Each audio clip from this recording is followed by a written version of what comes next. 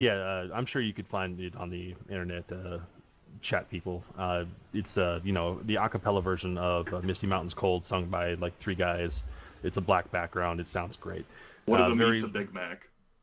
yes, yes, that's true. Just Very randomly. important.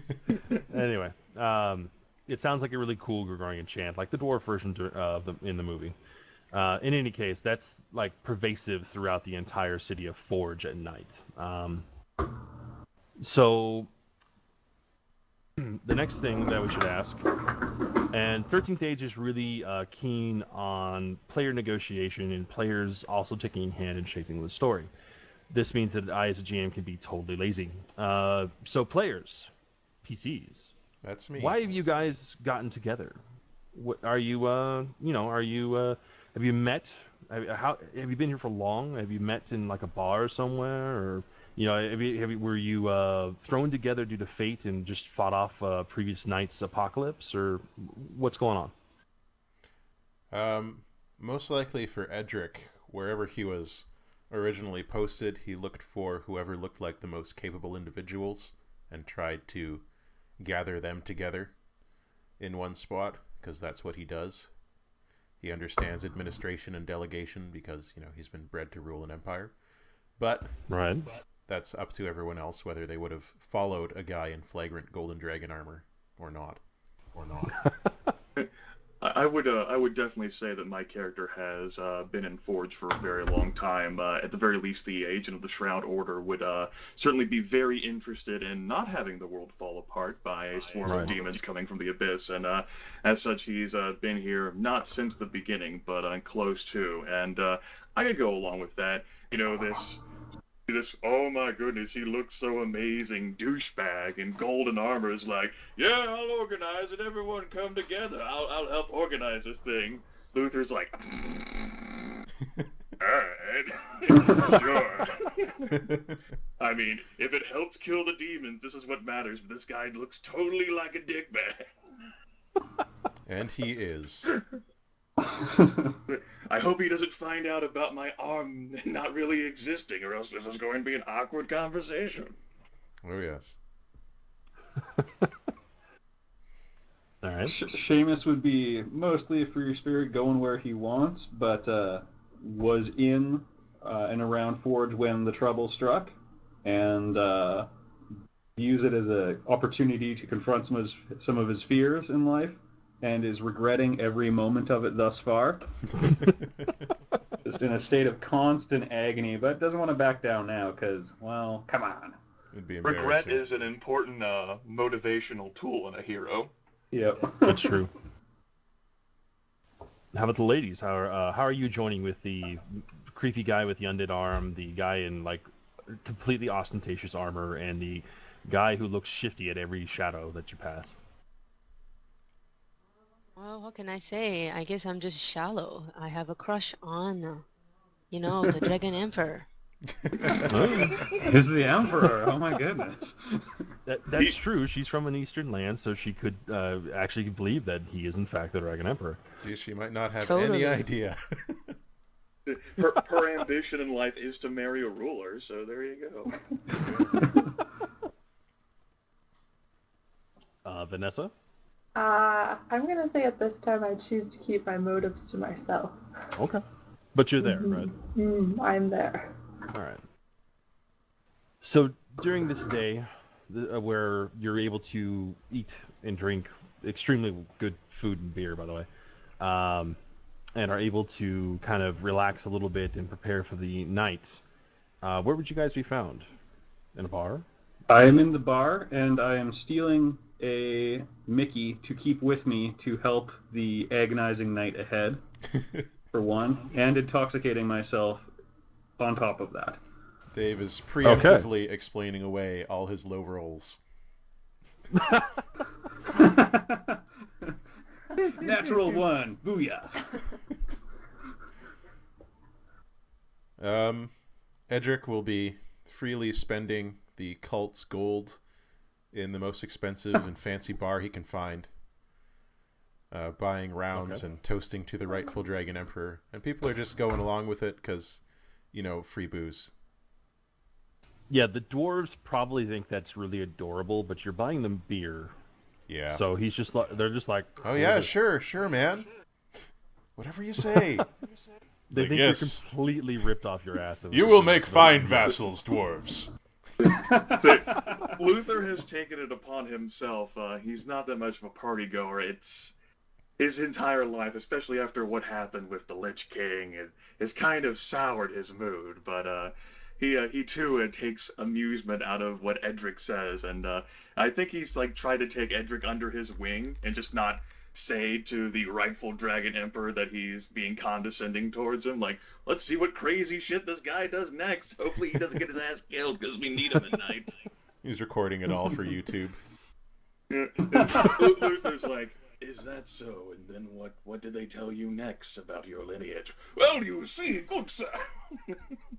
Let me tell you about my father's father's mother. She was a powerful woman, a sorcerer of great renown, blah, blah, blah.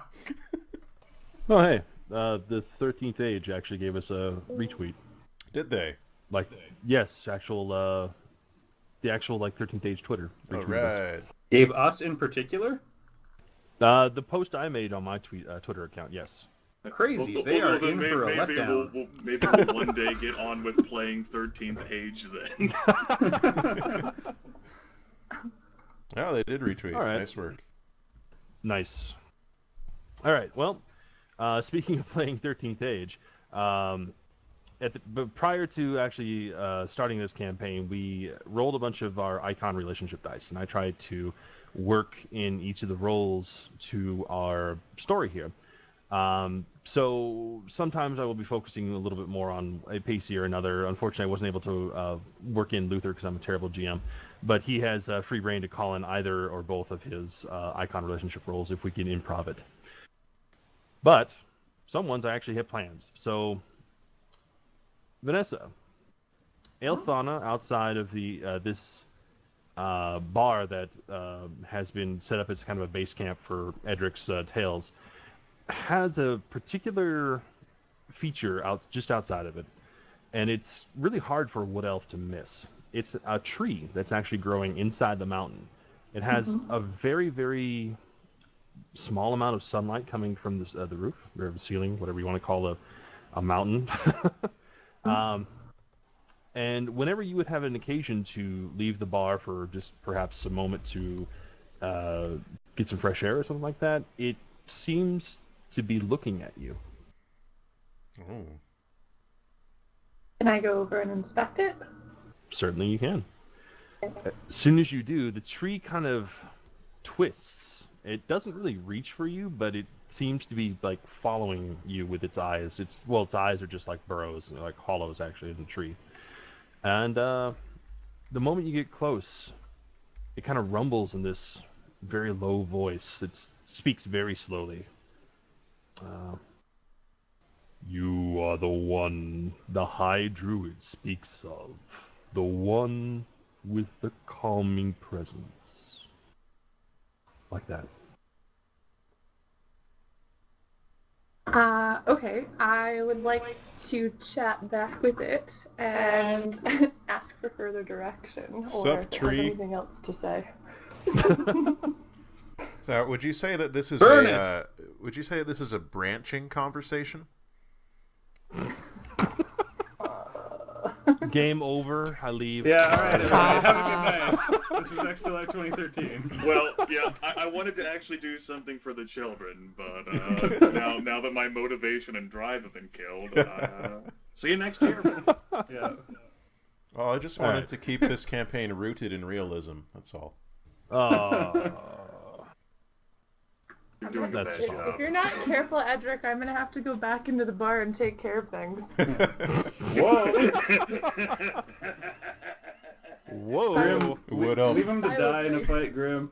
Wood elf racial Don't power forget, is I am a healer. being able to hear puns through solid wood. Was that a pun in of itself? No. Since we're talking about trees. No. Actually, I guess it would be solid stone because dwarves make everything out of stone. It's true. So 13th Age? Yes. Yes.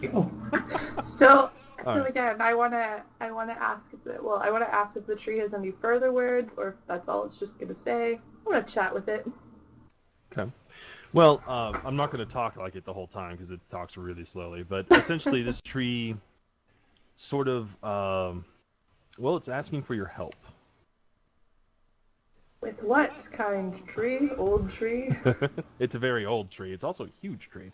But it explains that a long time ago, perhaps ages ago, like literal ages ago, like 12th age, 11th age, it was actually cut down. During that time, it managed to regrow despite the kind of impossible climate it's being grown in. You know, it's in a freaking mountain. And, well... by the way, as it's talking, dwarves are kind of gathering. They're like looking at this tree in kind of awe. It's not so much that they're surprised it's speaking really enough. They're surprised that it's speaking to you right now at this very moment. It seems like it just doesn't talk all that much. So it is definitely an event for these dwarves. But the tree explains its little life story, which is... Actually, it just cuts it down, because if it explained its life story, we'd be here forever. But it was cut down, and at that time, its wood was used to make paper. And explains itself that it can still feel its paper, and it's not sure where the paper is, but it's certain that there's some sort of dark magic leaking into its pages, and through it's siphoning the magic from the tree. The tree doesn't know where the pages are, but it does know that its magic, its essence, is being used for something evil, something dark, and it asks for your assistance to please help it. It doesn't want to, be used in that manner. Okay, I would like to help the tree out, but I'm gonna go ask my friends if they would come. They're still in the bar, right? I assume so. Alright, so I'll head back into the bar and I'll ask, are my friends up for scouring the earth for these magic pages or dark magic books? Yeah. You gotta pitch that they have dark magic in it, and that's trouble. They have Jim Dark Magic comics written on them. And you get a magic missile, and you get a magic missile. So you've come back in and you've interrupted our revelries to ask us if we want to go search evil magic. Luther's eyes are pleading for a way to escape from Edric's doors. Or is that begging for the sweet release of death at this point? Really, he just might walk into the abyss himself. Like, well pondered. Luther had to return to his home planet. So far. Oh, I can't promise you payment, but I could probably promise you some glory and honor and battle and all that kind of stuff. So, want to come? Those are 3 of my favorite things, fair bard. I shall aid this tree. Edric's in. Who's out? Seamus is in. I'm in too. Luther will reluctantly now come along now that he realizes that Edric is completely sold on it. A quest! Luther has now has resolved himself to not standing next to Edric during the adventure. Alright, well, let's go back outside and see if the tree has anything else now that I've gathered my friends. The tree's totally gonna be dead. I hope not. Short game. Nope, the tree's quite alive still.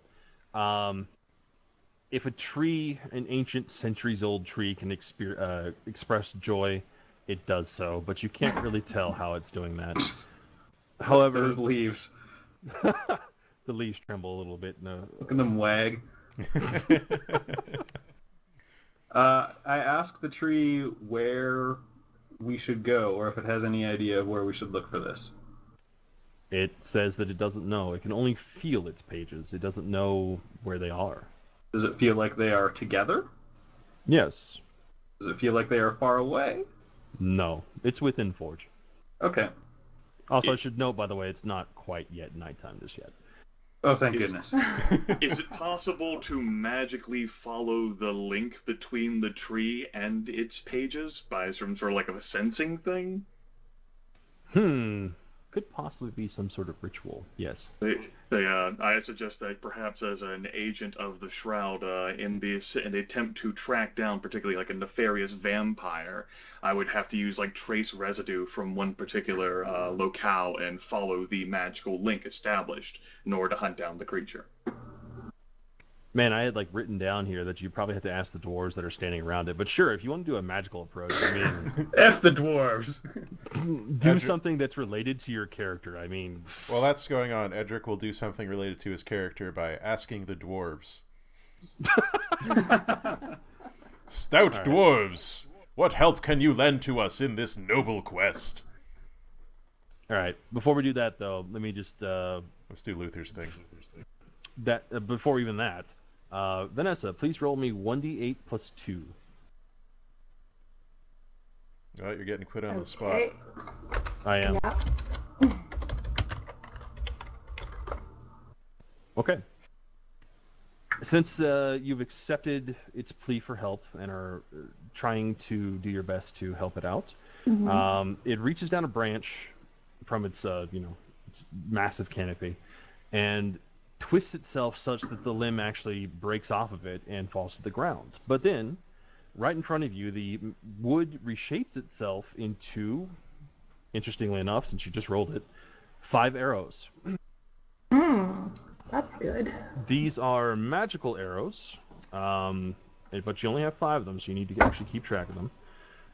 What they do is, if you use them, they increase your critical range by 1, so you can crit on a 19 or a 20. But even if you don't crit, or even if you do, they add 1d10 to your damage. Ooh. But you only have 5 of them. I shall use them Liberally. sparingly. Oh. I fired one at each Judiciously. party member and one for myself. What is this, like probably archery, where you just twist the bow back in on yourself? For the people who are, because I'm looking at all the different chats, and people are making even worse tree puns than I was. But just for those That people, might be your crowd. Mine was very vindictive. well, it's, Yeah, there was a few boos over here. well, you should see Grimith's chat, and my chat is just all puns all the time. But for them, in 13th Age, you don't get critical fumbles in the same way you would, say, in Dungeons and Dragons. So, like, if you roll a 1, it's not like, you are a stupid head who is too stupid to do whatever stupid thing you were trying to do, and then you die. It's more like something in the environment gets in the way of your skills. Falling forward. Yeah. Ooh. The failing forward, I think, as the book has it listed. Yep. Oh yeah. Probably either one here. Failing, falling forward. What? No. Anyway. You fail to fall forward, you fall backward at the end. Puns, alliteration, I will have none of it. We're just descending into horribleness. Alright, so 13th Age. So 13th Age. After it's given up its arrows, the tree kind of closes its eyes and twists back into the shape it was before it started talking to Ilfana, and it goes completely silent after that. As if it's just talking even for like the 5 minutes that it was. It was an immense effort. So, first off, we wanted Luther to do some sort of magic ritual to try and find a magical link. Yes? Yes. All right. How would you be going about that? Are you going to just, like, callously snap off a branch of the tree? Certainly not. Can you use an arrow? With the familiarity of the ebbs and flows of magic, such as he is, with his connection to the divinity, Luther would especially take the liberty to put his gloved hands upon the sort of tree bark, to sort of feel it, and take a deep breath through his nostrils to get the sense, and then the magic of his divine sight would sort of hone in on the space between the various individual barks, the various individual barks. Damn it! I just woke up. the bark, just to sort of like, not that he's like physically like pressing it apart, but that his connection with the gods is such that he can sort of see in between it and the space, and from there the sort of normal green mist that might surround sort of such a creature like Gaia's sort of like essence, or like a Shadowrun description from that. It materializes whenever you use astral perception, sort to get the sense of how he could lock onto it, and it might sort of be corrupted and have like a black sort of like darkened hue, but sort of intoning the words of power that he could use to potentially trace that to at least maybe not get an exact location, but to just get a more precise area than Forge, as Forge kind of being a rather extensive locale. That's true. It is pretty huge. And of course, you can also tell that Grim's pretty much a veteran at this, because most people would have just said, I'm good at divine magics, let me just do this real quick. I was just thinking I needed to write some more paragraphs before we played this game. No, that was great. That was great. James picks his nose. Does he do it with one of his knives? All of a sudden, he's got a split nostril. No, Luther. So that would be a wisdom check, I'm thinking. Oh. And yeah, okay. One of your backgrounds, I'm sure, is related to some sort of magicalness. Sure. Make me such a roll, sir. Now, background rolls, do they add level as well? Yes. Actually, it's always stat plus level. I got a 24. It should be a Bam! It should be a 25 because you're level 2, right? No, I have 18. I have a wisdom modifier of -1, but I add 2 for my level, and then I add my background of 5, which applies. Fair Wait, enough. your wisdom modifier is -1? My wisdom modifier is -1. Yes, I have a wisdom of 8. You have a wisdom of 18. Again, another example of me waking up.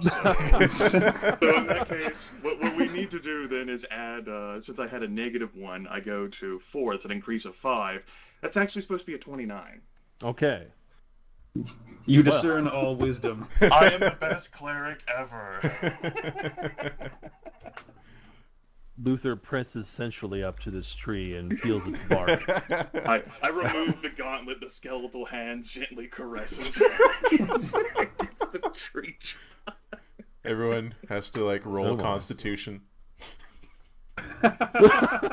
You vomit. All right. What would be failing forward on that one? No, let's not. You go. vomit, and the vomit catches on the magical trail, so you can follow it that way. That's terrible. All right, no. Luther, you were able to easily discern this tree's magic, and it's briefly overwhelming because, holy crap, this thing's root systems goes throughout the entire mountain. It's actually quite difficult to discern it, and I was going to raise the DC, but even like in a ridiculously hard DC for an adventure tier would be like 25, so you still knock it out of the park. You keep at it. It's just a matter of just focusing and focusing and focusing, and the thing that really separates it is that, well, the paper is not connected to it. So if you can find that, the disconnected portion, then of course it's paper. You can't get like a name of where it is, but you can sense that it's definitely being augmented by some other magics, and you get the sense that it's probably being used in some sort of magical tomes, books even. In a library? Perhaps in a library. The only direction that you can discern is that it's a little further down and quite to the north, but it is still within the mountain, of course. All right. But you have... Go ahead. All right. And now, while Luther is sensually stroking the tree, Edric... Right, I was like sort of like zoned out. I'm just like detailing this information, just like no one in particular, but loud enough so that other party members could hear it. Like the head sort of cord gently shuddering as I'm just in awe of the gigantic root system, you know, the lifeblood of this amazing gigantic root system. The end. Go on. Tell us more. No, I think that's enough material for the But they have music to go with it. He really should have with been the bass. bard. Because now he's just hamming it up constantly. No, we're just teasing him. It's good. Yeah, it's awesome. All right. It is, actually. But, Edric, you were asking the dwarves, right?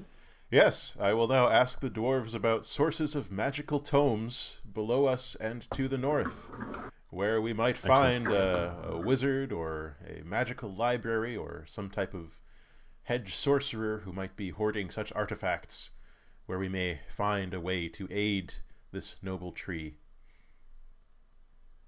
Sounds good. That would definitely be a charisma check. Do you have any sort of backgrounds that could apply to swaying the masses? I absolutely have the Imperial Usurper background, which involves dealing with people at court, giving commands and orders, and generally being a commanding type of guy. That sounds great. Go ahead and roll charisma plus that, then. And also, of course, your level. My charisma modifier is not as impressive as it could be, but it is a +1. I feel like that's in character. He thinks he's a 14, but he's an 11. All right. Fortunately, that's good enough. A normal check in an adventure tier is 15. Yeah. I'm good enough. The dwarf... Put that on the election poster. Of course, the dwarves are still enamored with Edric's fantastical tales and, of course, his booze. And they're, with the information provided of little down into the north in magical tomes, the dwarves are easily capable of identifying it, but they seem a little perplexed. What perplexes you, dwarven folks?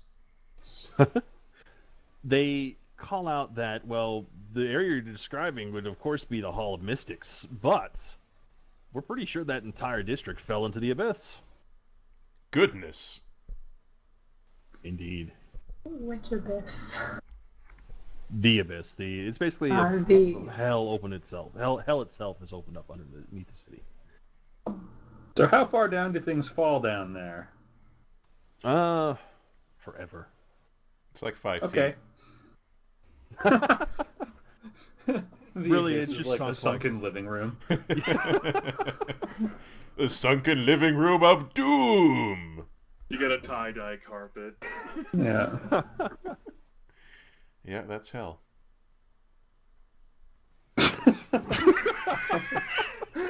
What a nice period for that sentence. That was great. Well timed, sir. All right. So if it did fall into the abyss, it would be safe to say we could not ever go there? You can at least take the hallways up to it and perhaps investigate, but... Okay. Yeah, so if it didn't fall into the abyss, which way should we go, dwarves? Oh, they're easily able to give you directions to the Hall of Mystics, and it's a Great. pretty And I brisk mean, walk. even if it did go into the abyss, we could go in there. Sure. Yeah. I mean, the Great Gold Why Worm wouldn't we could wanna do totally that? survive going in there, so why can't we? The great gold worm will surely provide us protection, for I am his chosen avatar, and you, my chosen vassals. Have no fear. There you go. Luther immediately regrets. Luther feels Saying regret anything? as a minor action. Yep. I'm gonna go ahead and take. I'm gonna convert all of my 3 actions to quick move and standard into feeling regret. Okay. So now that you know this place, and you're committed to helping this tree, are you heading there? Or are you going to do some more research? Onward! Let's go. Okay. And, hopefully get this resolved before nightfall. Oh, hey, wait. Is there anything we need to know about this Hall of Mystics? That's probably a good thing to ask. What who kind are of you cult? asking? I find a a dwarf who looks like he knows a thing or two, perhaps an older one, and ask him what he knows about the Hall of Mystics. Okay. So this would again be a charisma social check to try to get him to spill what he knows. Can my raised on the streets skills, which would involve, trying to sucker people out of money and things like that, apply?